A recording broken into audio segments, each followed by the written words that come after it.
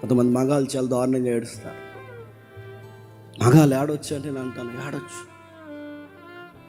కొంతమంది మగాళ్ళు ఉంటారు, ఒంటరిగా కూర్చుంటాడు. ఆడు అలా ఒంటరిగా కూర్చున్నప్పుడు ఆడు చూస్తే బాధేస్తుంది. ఎందుకు ఒంటరి కూర్చున్నాడంటే ఆడు బయటికి చెప్పలేడు ఫ్యామిలీ విషయాలు. వాడికి ఒక మెచ్యూరిటీ ఉంది. వాడు ఒంటరి కూర్చుంటాడు, గుండెల్లో చాలా విషయాలు దాచుకుంటాడు. ఆ విషయాలు దాచుకున్నప్పుడు వాడు ఎవరితో పంచుకున్న కుటుంబం పరుగు పోద్ది. వాడు ఎవరికీ చెప్పలేడు. మరి ఏం చేయాలంటే ఆ బాధను తట్టుకోలేక, ఆ పంటి బిగును వాడి బాధను దాచేసుకుని ఎవరికీ చెప్పలేక సూసైడ్ చేసుకుని చచ్చిపోతున్న మగాళ్ళు ఉన్నారంటే మీరు నమ్మగలరా?